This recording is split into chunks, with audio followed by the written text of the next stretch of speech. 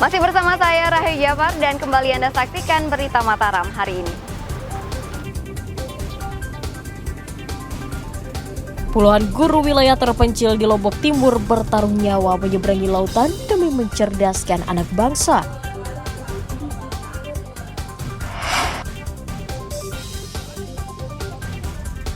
Bawa ganja dari Aceh, seorang ibu rumah tangga ditangkap polisi.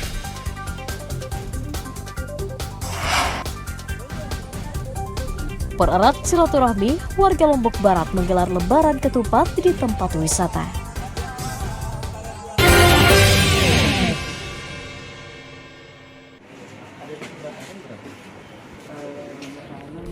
Ibu rumah tangga bernama Safriani, 38 tahun, asal Aceh, diringkus tim gabungan Direskrimum Polda Nusa Tenggara Barat karena kedapatan membawa narkotika.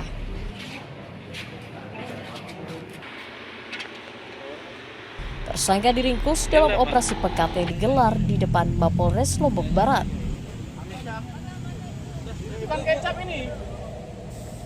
Polisi yang curiga dengan barang bawaan tersangka langsung membongkar 2 jerigen berwarna putih dan menemukan 9,5 gram ganja dalam jerigen kecap asin.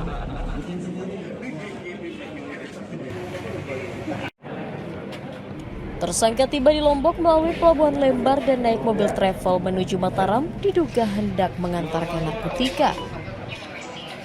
1, 2, Kepada polisi, tersangka mengaku menempuh perjalanan dari Aceh selama 7 hari 7 malam menggunakan jalur darat dengan berganti-ganti kendaraan. Tersangka berupaya sepertinya mengelabui petugas maupun petugas travel perjalanan maupun masyarakat lainnya.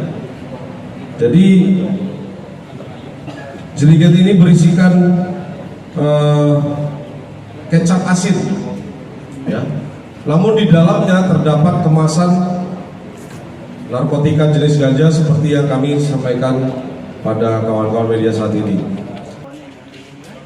Tersangka mengaku hanya bertugas sebagai kurir dengan upah 20 juta rupiah setelah narkoba sampai ke pemesan.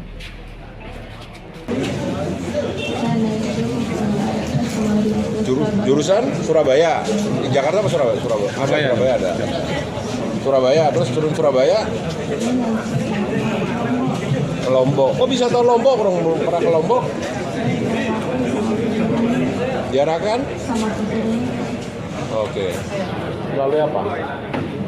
Telepon. Polisi masih memburu pemesan barang narkotika di wilayah Kota Mataram. Tersangka dijerat pasal 114 ayat 1, pasal 111 ayat 1 Undang-Undang Narkotika dengan ancaman hukuman minimal 5 tahun penjara. Awaludin melaporkan dari Kabupaten Lombok Barat.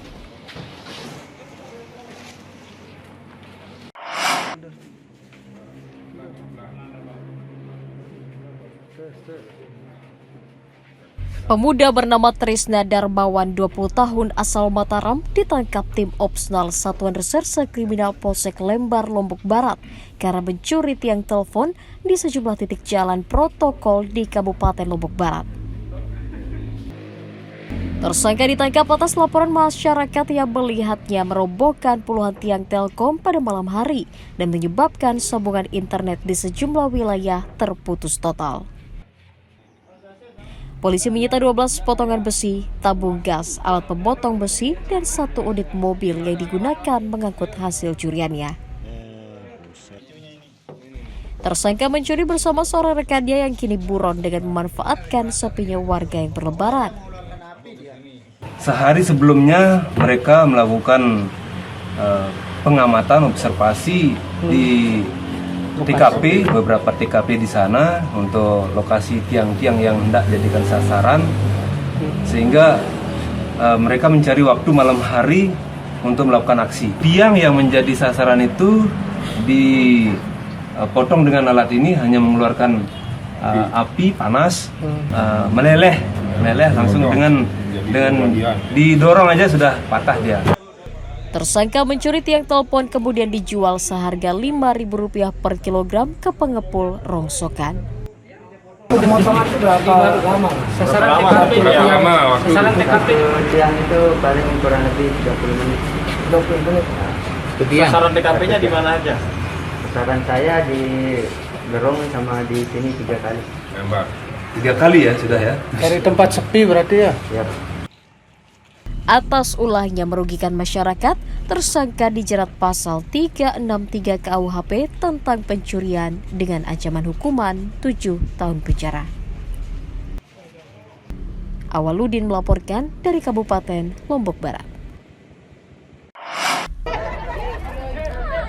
Ratusan warga desa Labulia, Kecamatan Jonggat, Kabupaten Lombok Tengah menerima bantuan sosial berupa beras dari pemerintah pusat. Dinas Sosial mencatat bantuan beras diberikan kepada 2.073 orang yang akan diberikan selama 3 bulan berturut-turut. Setiap warga menerima 10 kg per bulan yang disalurkan melalui kantor desa setempat. Bantuan beras diprioritaskan kepada warga kurang mampu dan masuk data penerima bantuan Keluarga Harapan serta bantuan pangan non-tunai. Bantuan beras diapresiasi warga dan akan dimasak untuk mengurangi beban ekonomi keluarga. Alhamdulillah syukur beras 10 kilo ya. 1 bulan. 1 bulan saja, bukan 3 bulan. 1 bulan yang tumben saya makan.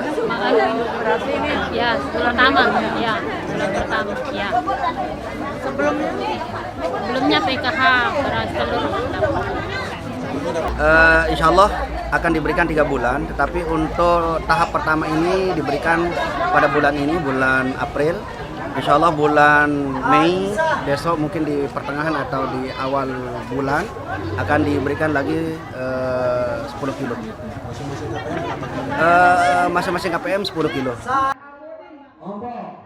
Pemda mendata total beras yang disalurkan mencapai 4.407 ton dan dibagikan kepada 146.903 keluarga penerima manfaat.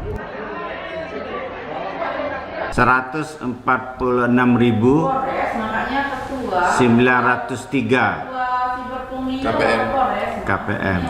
Ini yang diterima apa? Jadi beras 10 kg per bulan. Itu berapa bulan mereka terima? Ini rencananya Maret sampai dengan Mei. Cuma beras saja ya? Beras. Bantuan beras disalurkan untuk menjaga inflasi dan ketahanan pangan di daerah dan mengurangi kesulitan ekonomi masyarakat di tengah mahalnya harga pangan saat ini. Lukmanul Hakim melaporkan dari Kabupaten Lombok Tengah.